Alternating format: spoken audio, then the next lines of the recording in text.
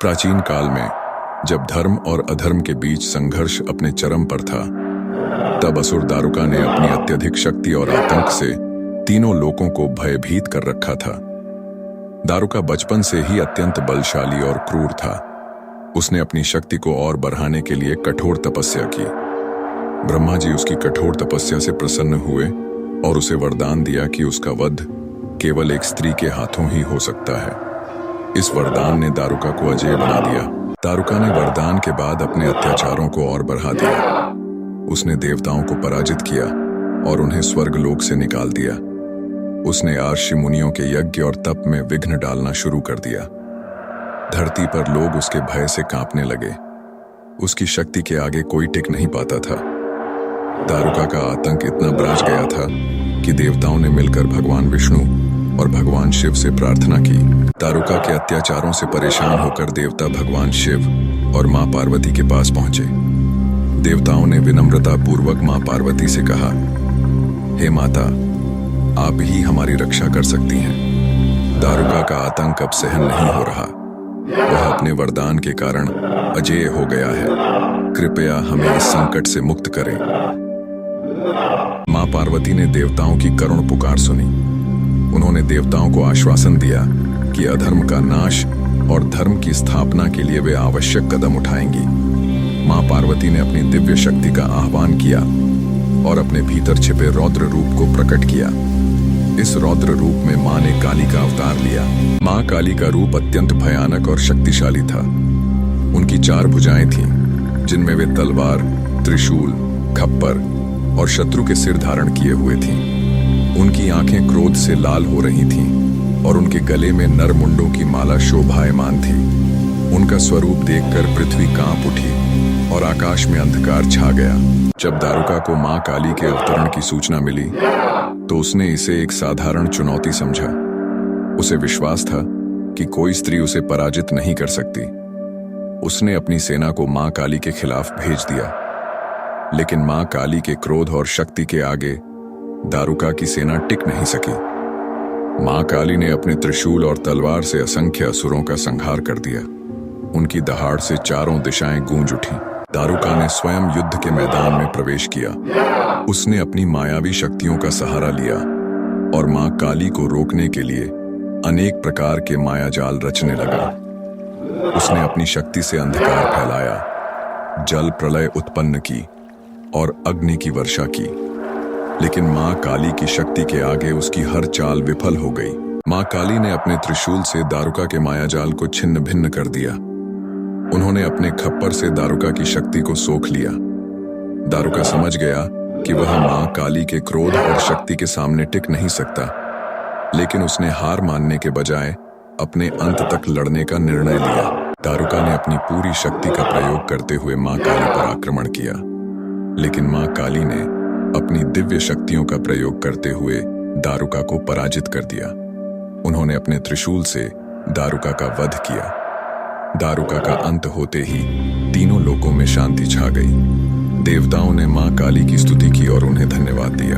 दारुका का वध करने के बाद भी मां काली का क्रोध शांत नहीं हुआ। उन्होंने संपूर्ण ब्रह्मांड में विनाशकारी नृत्य करना शुरू कर दिया। उनके प्रलयंकारी नृत्य से धरती कांपने लगी, पर्वत ध्वस्त होने लगे और सागर उफान मारने लगा। देवता भयभीत होकर भगवान शिव के पास पहुंचे और उनसे प्रार्थना की कि वे मां काली को शांत करें। भगवान शिव ने मां काली के मार्ग में लेटकर अपनी लीला रची। जब मां काली ने भगवान शिव को अपने चरणों के नीचे पाया तो उनका क्रोध शांत हो गया। उन्होंने तुरंत अपने रौद्र रूप को त्याग कर अपने सौम्य रूप में लौट आईं। मां काली ने दारुका का वध करके न केवल तीनों लोगों को भयमुक्त किया, बल्कि धर्म की स्थापना भी की। उनकी यह कथा हमें यह सिखाती है कि अधर्म चाहे कितना भी शक्तिशाली क्यों न हो, सत्य और धर्म के सामने उसकी पराजय निश्चित है। मां काली का यह पराक्रम हर युग में धर्म और सत्य के प्रति आस्था का प्रतीक बना रहेगा।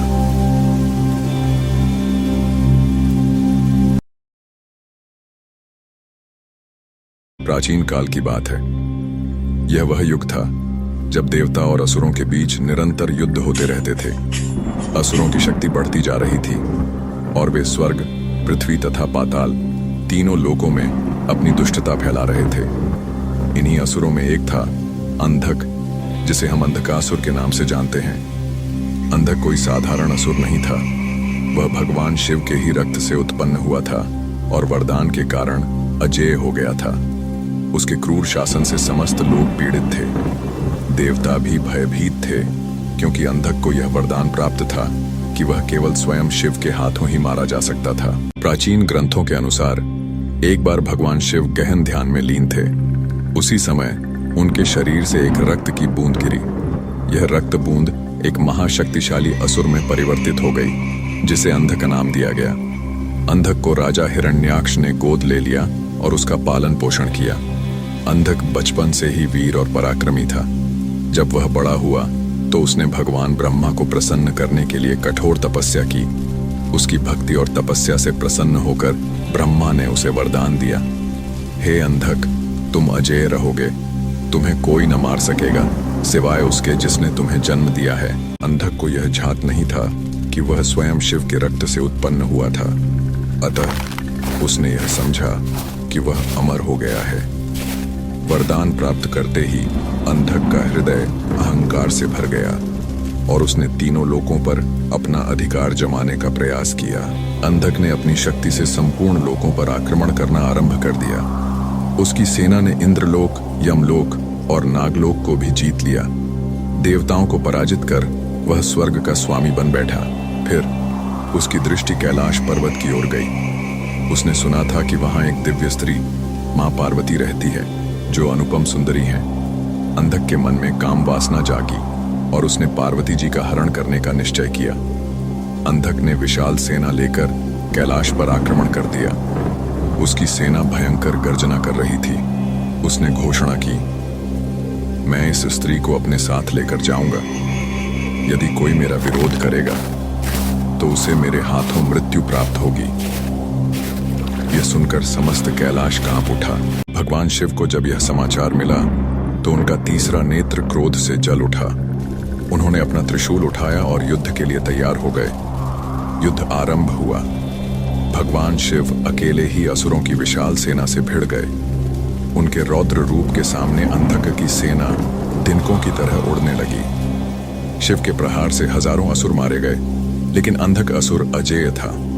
हर बार जब शिव उसे घायल करते, उसके रक्त की बूंदें धरती पर गिरती और उन बूंदों से नए नए असुर जन्म लेते।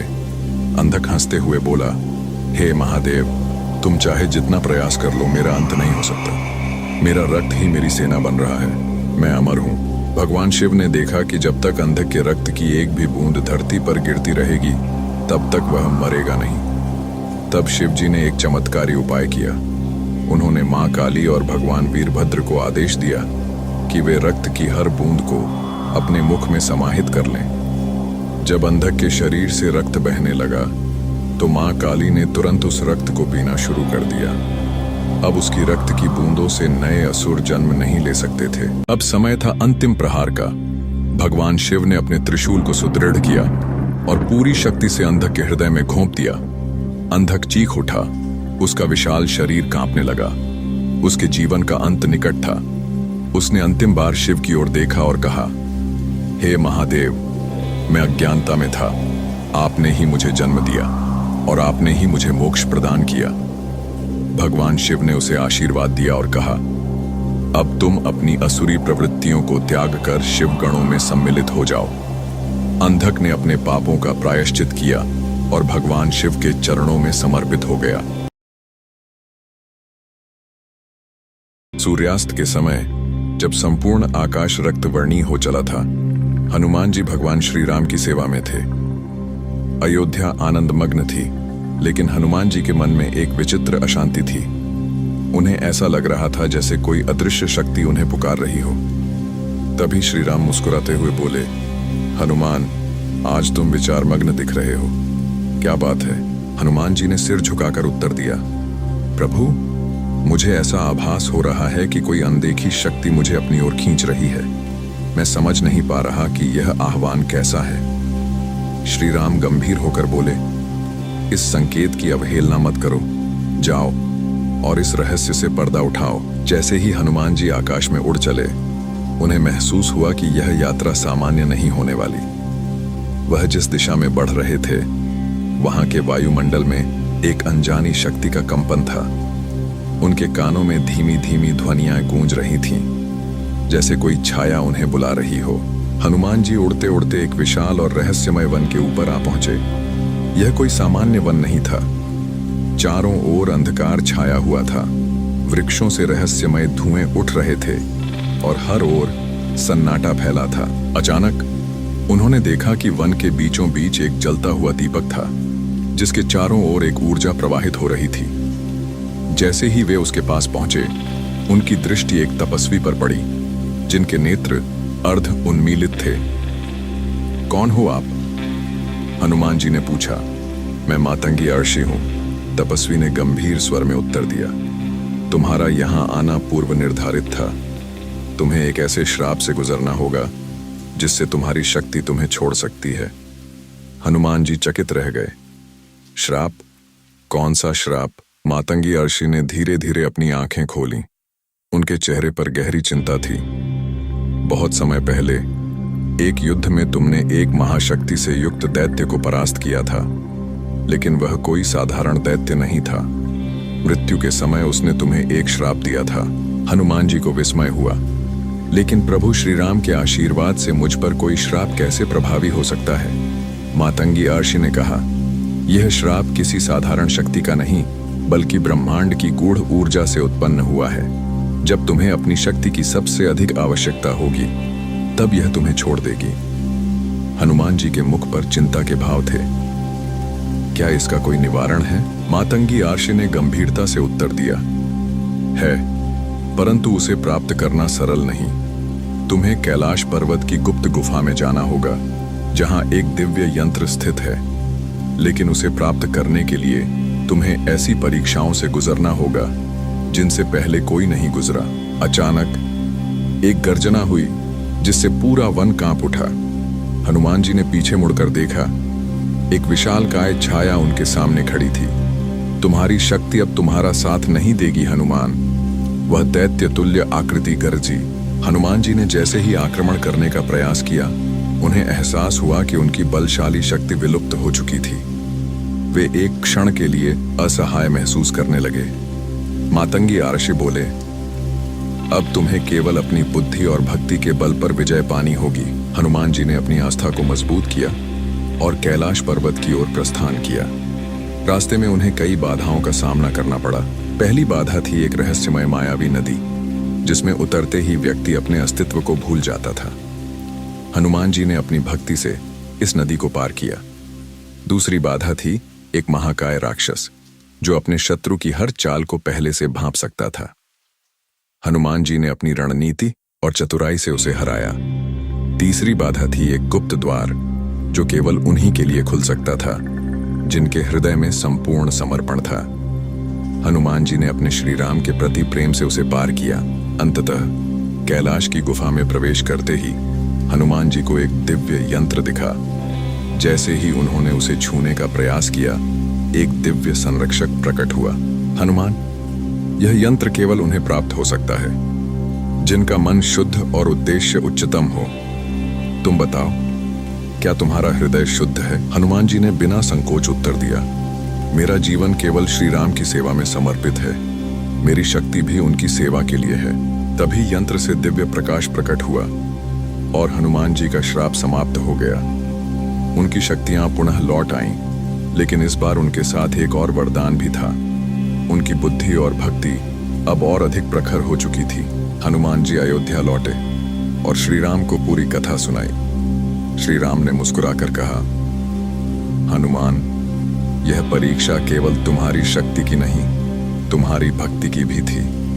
अब तुम केवल बाहुबल से ही नहीं, बल्कि बुद्धिबल से भी अपराजेय बन चुके हो। हनुमान जी ने नम्रता से सिर झुकाया, लेकिन तभी अचानक एक दिव्य आकाशवाणी हुई, हनुमान, तुम्हारे समर्पण ने तुम्हें अनंत काल तक अमर कर दिया है। तुम्हारी शक्ति कभी क्षीण नहीं होगी और जब भी धर्म संकट में होगा, तुम धरती पर अवतरित होगे। श्री राम मुस्कुराए और बोले, अब तुम केवल मेरे भक्त ही नहीं, बल्कि अनंत काल तक धर्म रक्षक भी हो। हनुमान जी ने भाव विभोर होकर श्री राम के चरणों में सिर झुका दिया। यह उनकी परीक्षा का अंत था, लेकिन उनका कर्तव्य अभी भी शेष था। सूर्य अस्त होने को था। आकाश में नारंगी रंग घुल चुका था और जंगल धीरे धीरे अंधकार में समाने लगा था। पक्षी अपने घोंसलों में लौट रहे थे और जानवर अपने ठिकानों की ओर भाग रहे थे। परंतु इस भयावह जंगल में एक व्यक्ति ऐसा था जो रात के अंधेरे से डरता नहीं था, बल्कि उसका स्वागत करता था। उसका नाम था भिल्लू। भिल्लू एक क्रूर शिकारी था जो जंगल का स्वामी माना जाता था। उसका जीवन शिकार पर ही निर्भर था। तीर कमान चलाने में वह इतना निपुण था कि उसका निशाना कभी नहीं चूकता था। उसने यह कला अपने पिता से सीखी थी, जो स्वयं एक कुशल शिकारी थे। भिल्लू का हृदय कठोर था। उसे किसी पर दया नहीं आती थी। वह न तो किसी देवता की पूजा करता था, न ही किसी धार्मिक अनुष्ठान में विश्वास रखता था। भगवान, वह कौन होते हैं? वह अक्सर हंसते हुए कहता, इस जंगल का असली स्वामी मैं हूं। यहां जो जीव सांस लेता है वह मेरी मर्जी से जीवित है और मेरी मर्जी से मरता है। लेकिन यह घमंड ही उसके पतन का कारण बनने वाला था। उस दिन भिल्लू ने जंगल के सबसे तेज हिरण का पीछा किया था। वह हिरण जंगल के सबसे शक्तिशाली शिकारी जीवों से भी बचता आया था, लेकिन आज उसकी किस्मत खराब थी। भिल्लू ने पेड़ के पीछे से तीर निकाला और उसकी प्रत्यंचा को पीछे खींचा। तीर ने हिरण की गर्दन भेद दी। वह कुछ पल लड़खड़ाया और फिर जमीन पर गिर पड़ा।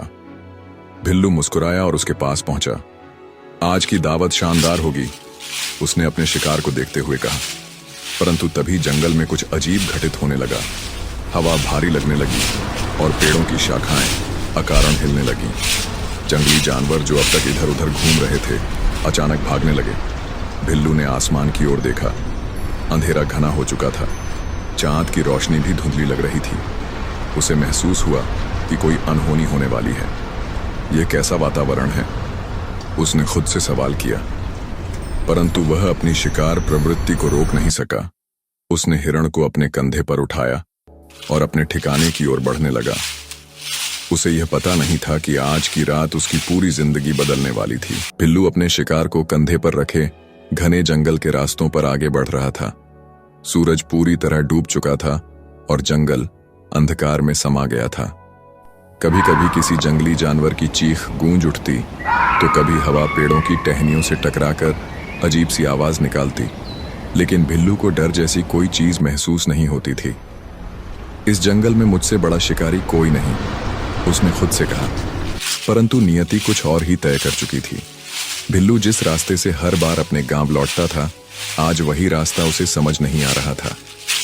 क्या यह जंगल पहले ऐसा था? उसने खुद से सवाल किया। हवा अचानक ठंडी हो गई। हर दिशा एक जैसी लगने लगी।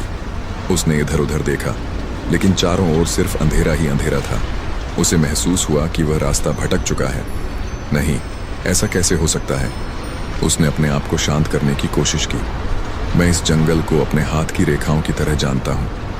परंतु सच्चाई यही थी, आज वह कहीं भी नहीं पहुंच पा रहा था। भटकते भटकते वह एक विशाल बेल वृक्ष के पास पहुंचा। यह पेड़ अन्य पेड़ों से बहुत अलग था, बड़ा, घना और रहस्यमयी। इसकी शाखाएं दूर दूर तक फैली थीं और इसकी जड़ों ने जमीन पर एक जाल सा बना लिया था। भिल्लू को लगा कि यह पेड़ उसके लिए शरण लेने के लिए उपयुक्त है। यहीं रात गुजारनी होगी, उसने सोचा। वह पेड़ पर चढ़ गया और एक मजबूत शाखा पर बैठ गया।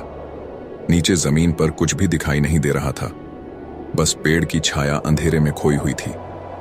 परंतु उसे यह नहीं पता था कि इस बेल वृक्ष के नीचे कुछ ऐसा था जिसकी पूजा देवता भी करते थे, एक प्राचीन शिवलिंग। भिल्लू ने अनजाने में बेल के पत्ते तोड़कर नीचे गिराने शुरू कर दिए और उसकी हरकत से शिवलिंग पर पत्ते गिरते रहे। इस प्रकार अज्ञानता में ही सही, परंतु उसकी पूजा हो रही थी। अचानक उसके अंदर एक अजीब सी ऊर्जा उत्पन्न होने लगी। भिल्लू के जीवन में यह रात किसी सामान्य रात की तरह नहीं थी। घने जंगल में वह बेल वृक्ष की ऊंची शाखा पर बैठा था, लेकिन उसके मन में बेचैनी थी। उसने आज पहली बार जीवन में कुछ अजीब महसूस किया था, जैसे कोई शक्ति उसे देख रही हो, उसे पुकार रही हो। नीचे वृक्ष की जड़ों के बीच स्थित प्राचीन शिवलिंग अब भी चुपचाप खड़ा था, लेकिन उसकी ऊर्जा सक्रिय हो चुकी थी। भिल्लू को इस बात का बिल्कुल भी अंदाजा नहीं था कि वह जिस बेल वृक्ष पर बैठा है उसकी छाया में महादेव स्वयं स्थित हैं। वह रात भर ताजगी बनाए रखने के लिए बेल के पत्ते तोड़कर नीचे गिराता रहा। पत्तियां शिवलिंग पर गिरती रहीं और अनजाने में भगवान शिव की पूजा होती रही। भिल्लू को इस अनजानी पूजा का एहसास तो नहीं था, लेकिन उसके प्रभाव तुरंत दिखने लगे। भिल्लू पेड़ पर बैठा था, लेकिन आज उसकी आंखों में न शिकार की भूख थी, न ही कोई अहंकार। उसे ऐसा लग रहा था जैसे कोई अदृश्य शक्ति उसे देख रही हो। उसकी आंखें भारी हो गईं और धीरे धीरे वह निद्रा में चला गया। जैसे ही उसकी आंखें बंद हुईं, उसे एक रहस्यमयी स्वप्न दिखाई देने लगा। भिल्लू ने देखा कि वह एक अनजानी जगह पर खड़ा है। चारों ओर प्रकाश ही प्रकाश था। वातावरण इतना शांत था कि उसे अपने हृदय की धड़कन भी सुनाई दे रही थी। अचानक आकाश में एक तेज रोशनी चमकी और उस प्रकाश से एक दिव्य आकृति प्रकट हुई। उनका स्वर गंभीर और करुणामय था। भिल्लू, तुमने अनजाने में मेरी पूजा की है, लेकिन यह भी एक संयोग नहीं था। यह तुम्हारे पूर्व जन्मों के कर्मों का परिणाम है। अब समय आ गया है कि तुम अपने जीवन का उद्देश्य समझो। भिल्लू अवाक रह गया।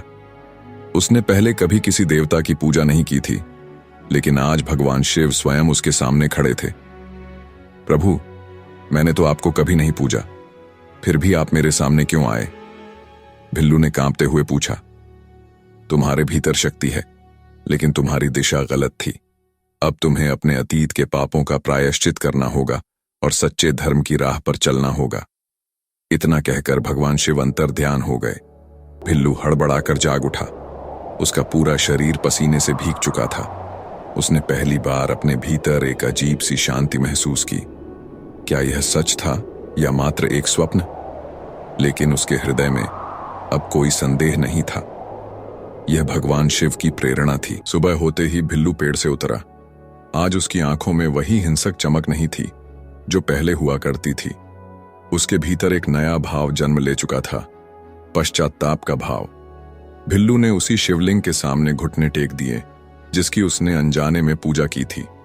उसने हाथ जोड़कर कहा, हे महादेव, मैंने जीवन भर पाप किए हैं, निर्दोष जीवों की हत्या की है, लेकिन अब मैं बदलना चाहता हूं।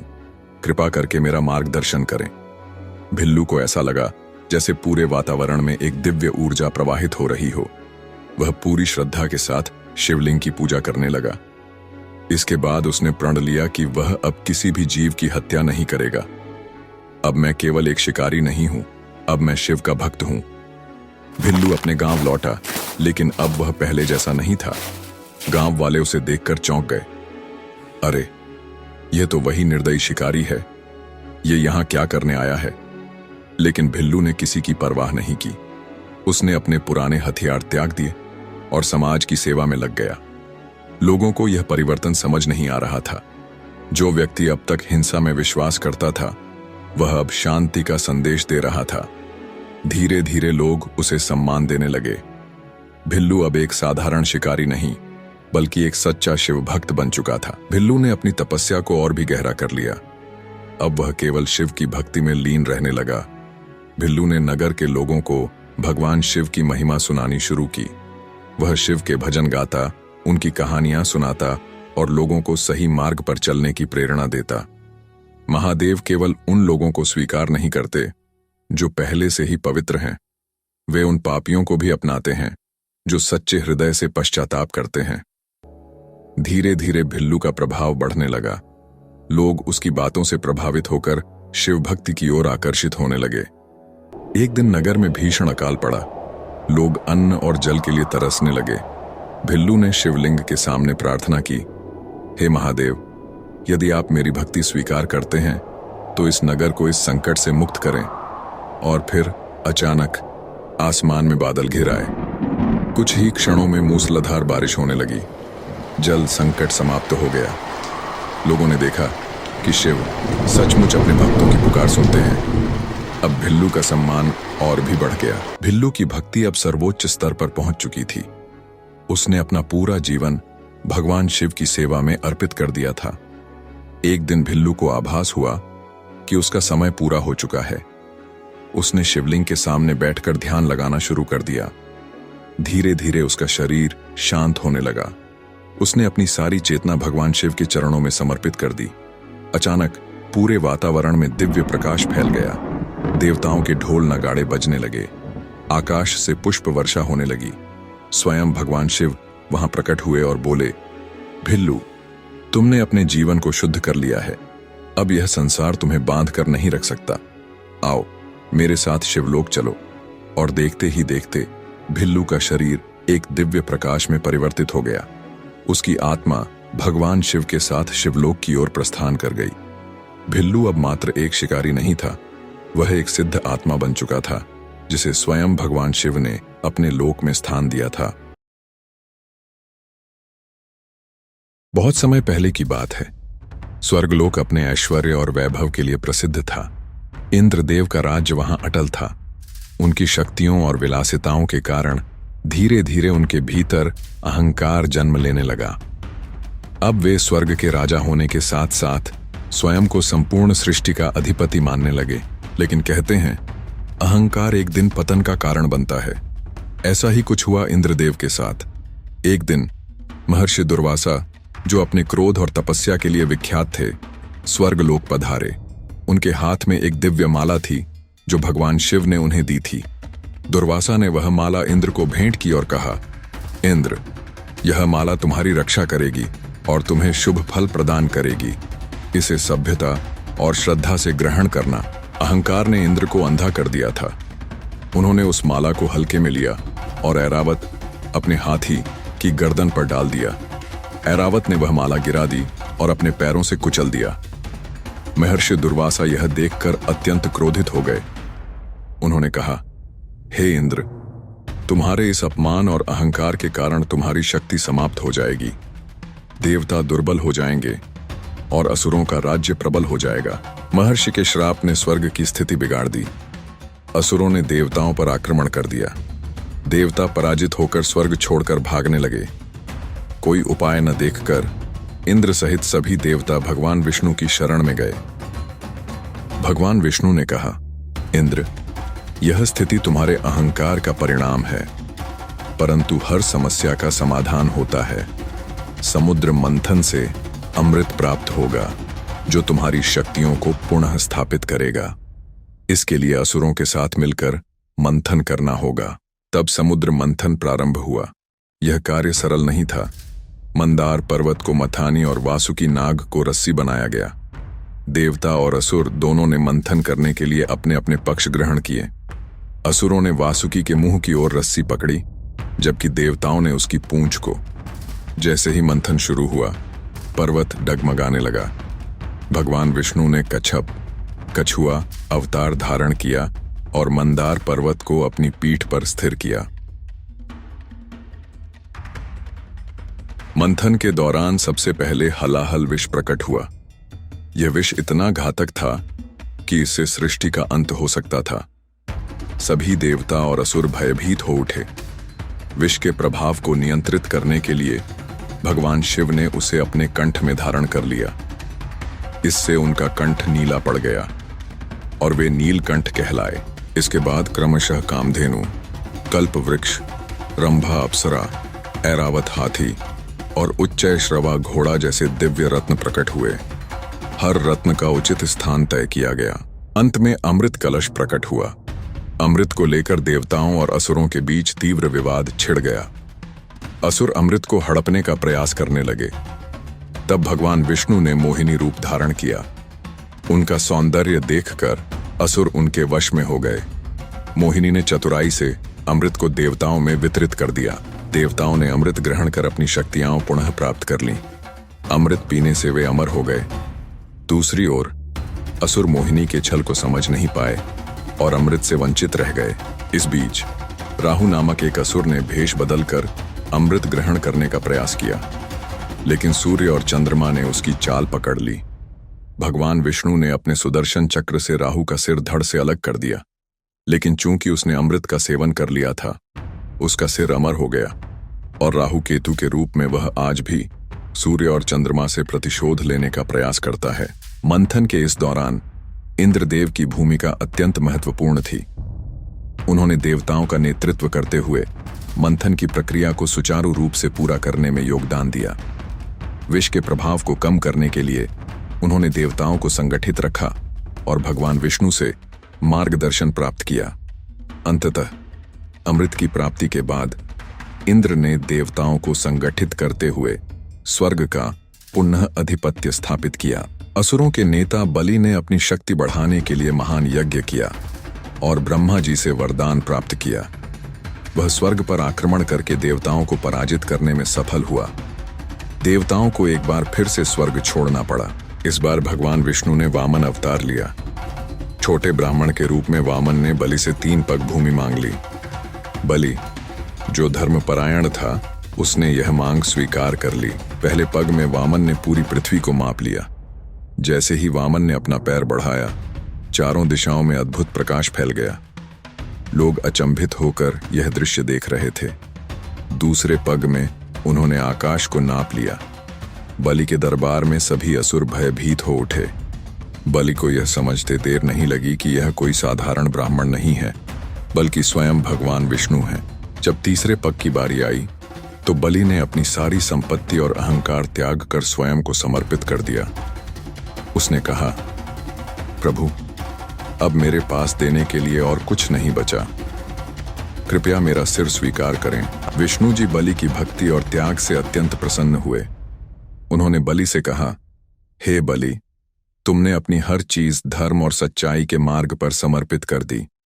मैं तुम्हें पाताल लोक का राजा बनाता हूं, जहां तुम सदा धर्म का पालन करोगे और अपने प्रजा का कल्याण करोगे।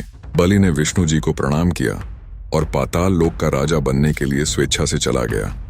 इस प्रकार वामन अवतार ने बलि के अहंकार को समाप्त किया और स्वर्ग पर पुनः देवताओं का अधिकार हुआ। अमृत वितरण और बलि के समर्पण के बाद इंद्रदेव ने यह अनुभव किया कि उनके अहंकार और गलतियों ने देवताओं और स्वर्ग को कितने कष्ट दिए। उन्होंने भगवान विष्णु का धन्यवाद किया और प्रार्थना की, प्रभु, आपने हमें सही मार्ग दिखाया।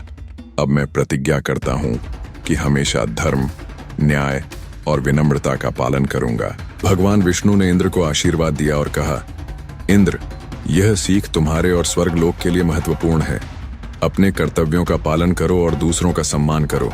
इंद्र ने अपनी शक्तियों को सही दिशा में उपयोग करने और सभी प्राणियों के प्रति न्यायपूर्ण व्यवहार करने का व्रत लिया। उन्होंने देवताओं को एकत्रित किया और स्वर्ग लोक के पुनर्निर्माण का कार्य आरंभ किया। स्वर्ग में फिर से शांति और समृद्धि का माहौल बन गया।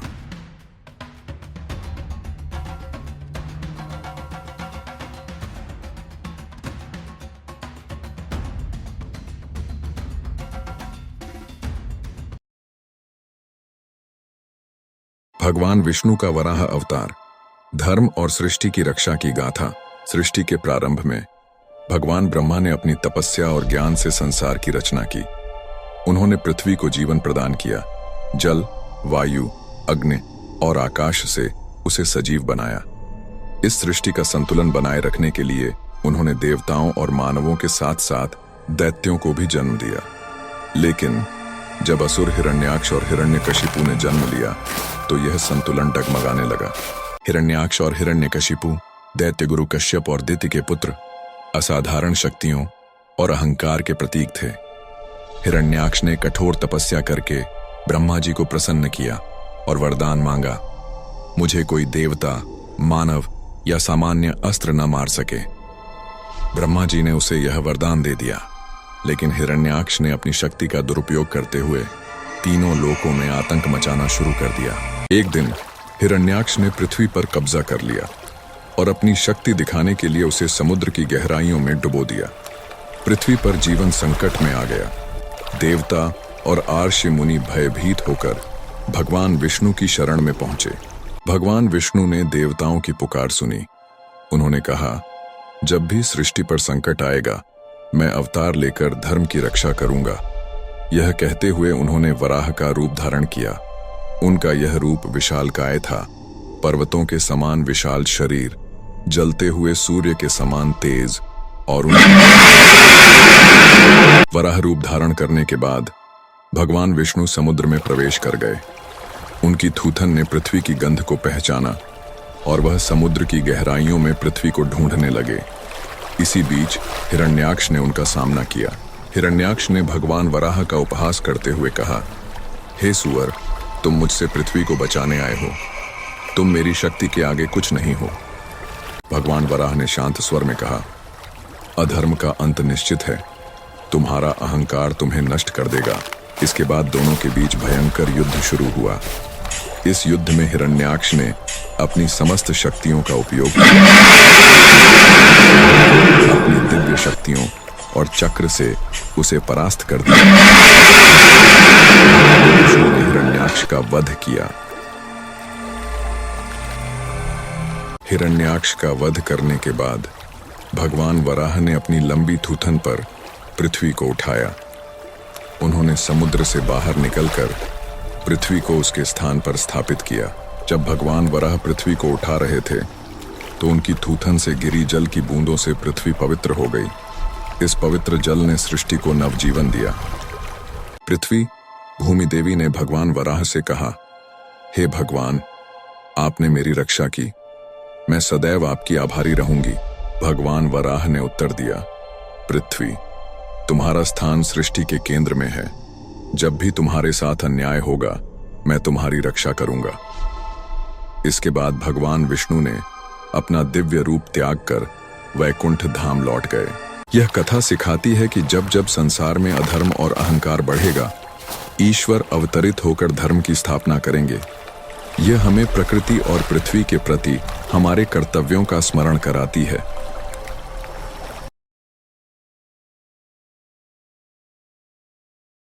बहुत समय पहले लंका नगरी राक्षसों की शक्ति और वैभव का केंद्र थी। इस नगरी का राजा था रावण, जो केवल एक साधारण राक्षस नहीं था, बल्कि वह अभूतपूर्व शक्ति और बुद्धिमत्ता का धनी था। रावण ने अपनी महत्वाकांक्षा के बल पर न केवल राक्षसों बल्कि समस्त सृष्टि पर शासन करने का सपना देखा। रावण का बचपन तपस्वी और विद्वान मुनि विश्रवा और राक्षसी कैकसी की संतान के रूप में हुआ। उसके 10 सिर और 20 भुजाएं उसकी अतुलनीय शक्ति का प्रतीक थीं। उसकी बुद्धि इतनी प्रखर थी कि वह चारों वेद और सभी शास्त्रों का ज्ञाता बन गया। लेकिन समय के साथ यह ज्ञान और शक्ति उसके अहंकार का कारण बने। एक दिन उसने अपने भाइयों और बहन शूर्पणखा के साथ मिलकर संकल्प लिया कि वह ब्रह्मांड का सर्वोच्च शासक बनेगा। रावण ने देवताओं, यक्षों और ऋषियों को अपने मार्ग का रोड़ा समझा और उन्हें पराजित करने की योजना बनाई। रावण जानता था कि उसकी महत्वाकांक्षाओं को पूरा करने के लिए उसे अभूतपूर्व शक्तियां चाहिए। उसने अपने 10 सिरों और 20 भुजाओं के बल पर घोर तपस्या प्रारंभ की। उसकी तपस्या इतनी प्रचंड थी कि उसकी गूंज से पूरे ब्रह्मांड में हलचल मच गई। देवता भयभीत हो गए और उसे रोकने का प्रयास किया, लेकिन रावण के दृढ़ संकल्प को कोई तोड़ नहीं सका। वर्षों की कठोर साधना के बाद भगवान ब्रह्मा उसकी तपस्या से प्रसन्न होकर प्रकट हुए।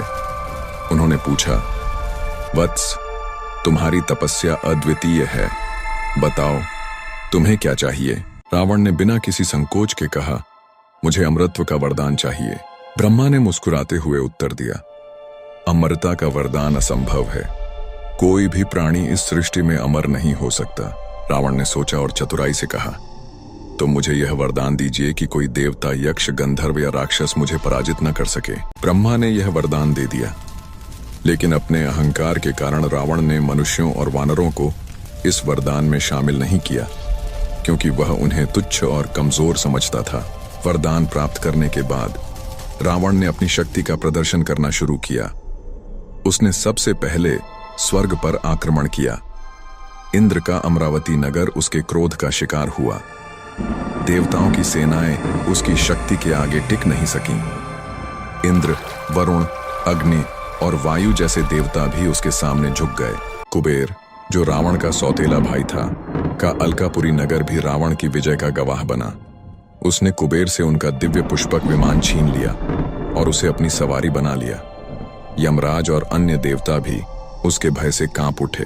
अपनी विजय के नशे में रावण ने सोचा, अब इस ब्रह्मांड में मुझसे बड़ा कोई नहीं। मैं सर्वशक्तिमान हूं।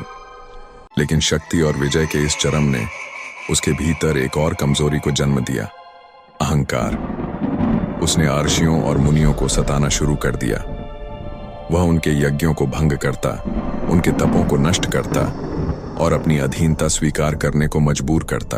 रावण के अत्याचारों से तंग आकर देवताओं ने भगवान विष्णु से प्रार्थना की। विष्णु ने वचन दिया कि वह मनुष्य के रूप में जन्म लेकर रावण का अंत करेंगे।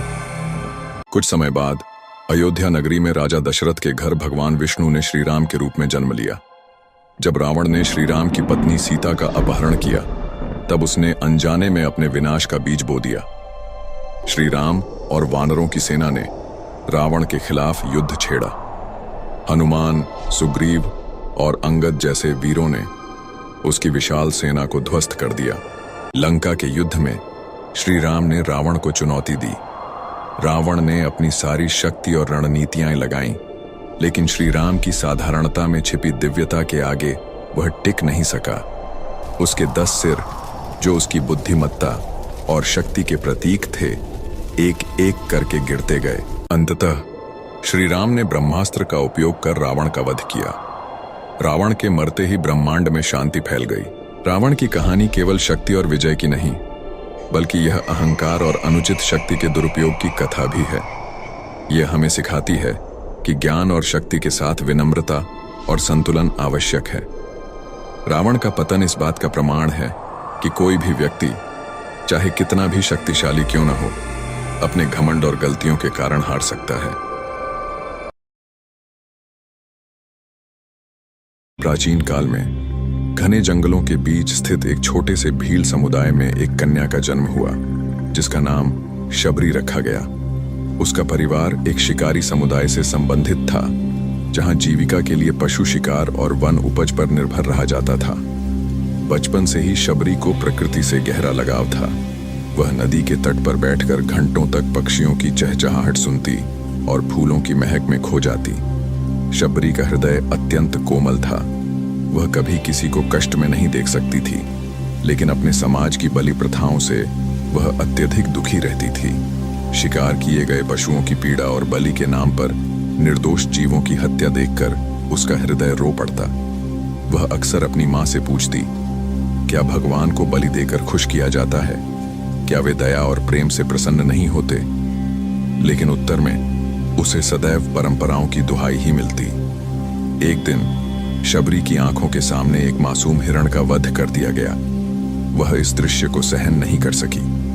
उसकी आत्मा चीख पड़ी और उसी क्षण उसने यह निश्चय कर लिया कि वह इस हिंसा से दूर चली जाएगी और अपने जीवन को सच्चे प्रेम और भक्ति के मार्ग में समर्पित कर देगी। रात्रि के अंधकार में जब पूरा गांव गहरी नींद में था, शबरी चुपचाप वन की ओर निकल पड़ी। उसके कदम किसी अज्ञात दिशा की ओर बढ़ रहे थे, लेकिन उसका हृदय किसी दिव्य सत्य की ओर आकर्षित हो रहा था। रास्ते में उसने कई ऋषियों और मुनियों के आश्रम देखे। वह चाहती थी कि उसे कहीं शरण मिले, जहां वह हिंसा से दूर शांतिपूर्वक भक्ति कर सके। लेकिन समाज की व्यवस्था कुछ और थी। कई ऋषियों ने उसे उसके भील जाति के होने के कारण अपने आश्रम में स्थान देने से मना कर दिया। वे कहते, तुम अछूत हो, वनवासी हो, हमारे आश्रम में तुम्हारा प्रवेश वर्जित है। परंतु शबरी ने हार नहीं मानी।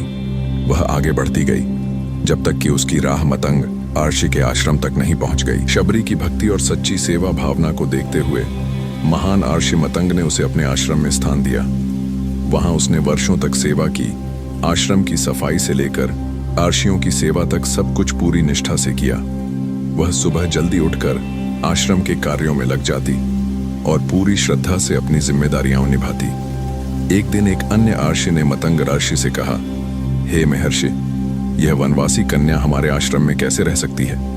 यह निम्न जाति की है। इस पर मतंग ऋषि मुस्कुराए और बोले, हे मुनिवर, भक्ति का कोई जात पात नहीं होता। यह कन्या निष्कलंक हृदय और असीम श्रद्धा रखने वाली है। इसकी भक्ति इसे एक दिन स्वयं भगवान के सान्निध्य तक ले जाएगी। मतंग ऋषि के देह त्याग के बाद शबरी की साधना और गहरी हो गई। उनका जीवन केवल श्री राम के दर्शन के लिए समर्पित हो गया। वर्षों बीत गए, लेकिन शबरी की श्रद्धा कम नहीं हुई। वह प्रतिदिन आश्रम की सफाई करती, पुष्प बिछाती और राम के स्वागत के लिए मीठे बेर चुनती। हर सुबह वह उठकर वन में जाती और बेर चुनती। वह प्रत्येक बेर को पहले स्वयं छक कर देखती कि वह मीठा है या नहीं। यदि बेर मीठा होता तभी वह उसे राम के लिए रखती। उसकी यह निष्ठा और प्रेम अद्वितीय था। वन के अन्य अर्षियों और मुनियों को यह देखकर आश्चर्य होता कि शबरी वर्षों से राम की प्रतीक्षा कर रही थी। वे कहते, शबरी, कब तक यूं ही प्रतीक्षा करोगी? क्या तुम्हें नहीं लगता कि यह व्यर्थ की आस है? परंतु शबरी केवल मुस्कुराकर कहती, मुझे पूर्ण विश्वास है कि मेरे प्रभु एक दिन अवश्य आएंगे। शबरी के लिए वह दिन किसी दिव्य वरदान से कम नहीं था। जब श्री राम और लक्ष्मण सीता माता की खोज में मतंग ऋषि के आश्रम में पहुंचे, वर्षों की प्रतीक्षा आज समाप्त हो गई थी। जैसे ही शबरी ने उन्हें आते देखा, उसकी आंखों में आनंद के आंसू छलक पड़े। वह भाव विभोर हो गई और हर्षित होकर उनके चरणों में गिर पड़ी। उसने अत्यंत प्रेम और श्रद्धा से उनका स्वागत किया। आश्रम के द्वार पर सुंदर पुष्प बिछाए थे, जिनका स्पर्श करते ही वातावरण सुगंधित हो उठा। माता शबरी ने अपने द्वारा चुने हुए मीठे बेर श्री राम को अर्पित किए, लेकिन उसकी भक्ति इतनी निष्कलंक थी कि वह हर बेर को पहले स्वयं छक कर देखती कि वह मीठा है या नहीं। माता शबरी ने श्री राम को प्रेम पूर्वक झूठे बेर खिलाए। श्री राम ने प्रेम पूर्वक वे बेर खाए, क्योंकि उनमें शबरी की निश्चल भक्ति समाहित थी। लक्ष्मण पहले संकोच में थे, लेकिन राम के प्रेम को देखकर उन्होंने भी वह प्रसाद रूपी बेर ग्रहण किए। श्री राम के आशीर्वाद के साथ शबरी ने अपना समस्त जीवन प्रभु के चरणों में समर्पित कर दिया। वह ध्यानस्थ हो गई और प्रभु के नाम का स्मरण करते हुए अपने प्राण त्याग दिए। उनके शरीर से एक दिव्य प्रकाश निकला और वह श्री राम के श्री चरणों में विलीन हो गई। वन में उपस्थित सभी आर्षि इस अद्भुत दृश्य को देखकर श्रद्धा से भर गए। राम ने शबरी के तप और प्रेम की महिमा का वर्णन किया और कहा कि सच्ची भक्ति में कोई भेदभाव नहीं होता। शबरी की कथा समस्त संसार के लिए भक्ति और प्रेम का संदेश छोड़ गई। श्री राम ने कहा, भक्ति किसी जाति, कुल या समाज की सीमा में नहीं बंधती। जो प्रेम से हमें पुकारता है, हम उसी के हो जाते हैं। शबरी ने सच्ची निष्ठा और समर्पण से हमें प्राप्त किया। वन के अन्य ऋषि मुनि इस सत्य को समझ गए और समाज में व्याप्त भेदभाव और अहंकार को त्यागने का संकल्प लिया। श्री राम ने शबरी के तपस्या स्थल को पावन तीर्थ घोषित किया, जहां आने वाले युगों तक श्रद्धालु उनकी भक्ति से प्रेरणा लेते रहेंगे।